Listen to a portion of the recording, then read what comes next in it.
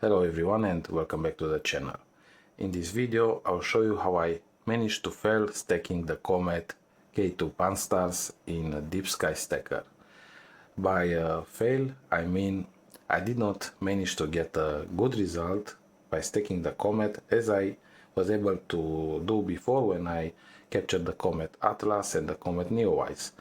And I do want to share an example here with the Comet Neowise compared with the Comet K2 Panstarrs that I've recently stacked with stars and comet stacking.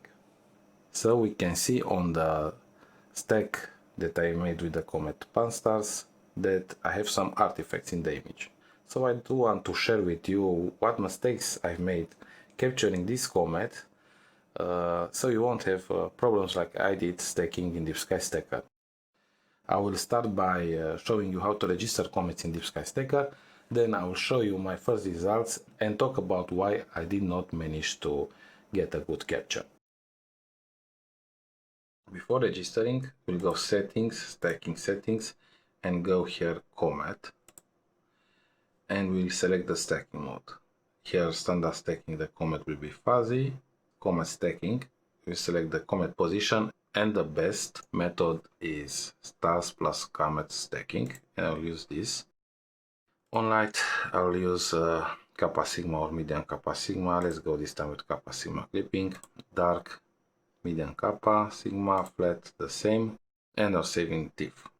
Now I'll press OK, and I'll go here register and disable for the moment stack.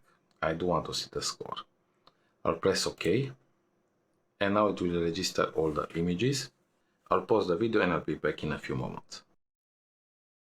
We do have two options in DeepSkyStacker to register the comet position. Click on the comet on each image, save, and it will show us here in the right stars plus C comet. That means it's registered. Last time I stacked comets, this worked the best. There is another option to select on the first image and last image and the reference frame, and sort first here the images as date time. Let's select the first one, edit comet mode, zoom in with the mouse scroll. If the comet is too faint and you won't be able to select it, you can press and hold shift and then press on the comet core, and it will allow you to select. It will go directly on comet when it's close, so just I move the mouse. Okay, I select it. Okay, and we check here, we save, and it will save the position. So here we have also the reference frame. I will use as reference frame this one, it's high score, and we'll go on the last one. This is the last one in the middle. Good. And now we'll go register and let's see how good it will stack. Comet processing align on stars and comet. And let's press OK. Since we do have some artifacts, and you see it didn't stack OK, right? So it seems our first attempt didn't work properly. The other method is a little bit more difficult, but it will give you better results. This will be to select the comet position in all your images, and you have to go manually and select it.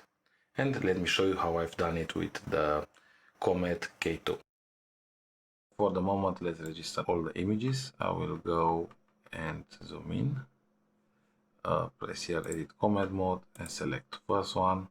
So we press and save changes, and go to the next one, and we go do this for all the images. Third one, select, save. So DeepSkyStacker finished also this stack and didn't stack good. So in a similar situation you should try all these parameters. Well, since DeepSkyStacker did not stack good this time, so I decided to stack less images, and I tried 20, 10, and in the end 5. I tried first stars plus comet stacking, and my result was not so good. I did have some artifacts. Then I tried also comet stacking, was not perfect. And now let's see why I did had these problems in DeepSkyStacker. So I think there are two main reasons for the stacking problems. One, it was that I deterred.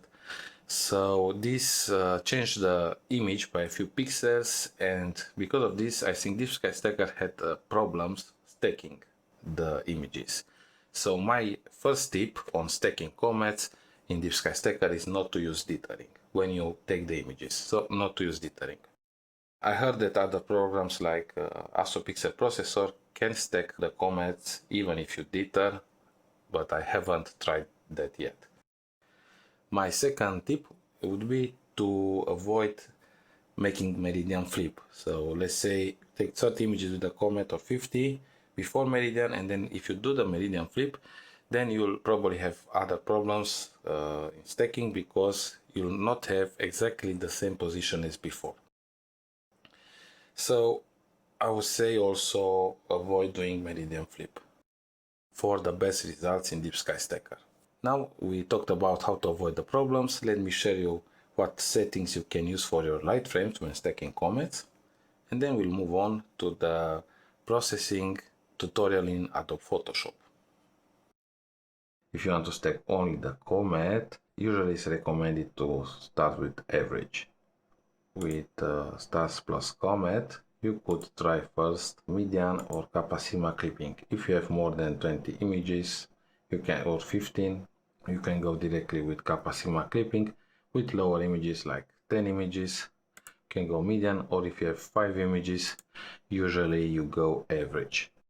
You should select RGB channels background calibration usually, because when imaging comets, in most situations you won't use filters. If you do have similar problems stacking, like I did here, you can use Adobe Photoshop to correct them.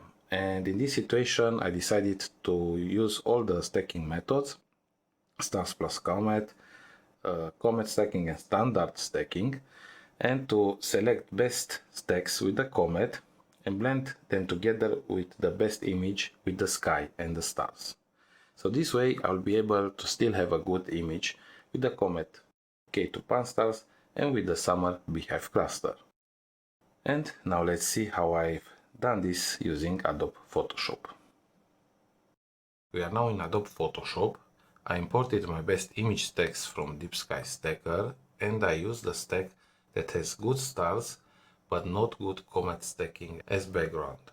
After, I placed the other stacks on top and made a mask for each layer. These images that had the comet stacked better can be combined with our background image. After comparing the stacks, I decided what is the best comet stack to use with the background photo.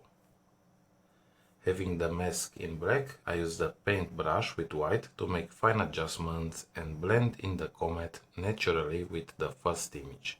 This was the first stage of the processing, where I wanted to obtain a good image by combining different image stacks together. Once I finished this step, I made also a layer with curves, and I did play a little with the tone curve. After, I merged the layers that I needed in a single image. Once I have done this, I proceed by making more adjustments. I transformed the image into a smart object, and I processed more using the Adobe Camera Raw filter. After, I did copy the layer again and made further adjustments to the image using mask, curves and levels adjustments until I was happy with the results and I obtained a good image with the comet. Even if the comet stacks in DeepSkyStacker were average at best, using Adobe Photoshop I was able to fix the problems and obtain a beautiful image with the Comet K2 Panstarrs. Well, my friends, I hope you enjoyed watching this video and it was useful. Don't forget to subscribe so you won't miss any of my future content, and I'll see you soon in my next video. Stay safe and clear sky.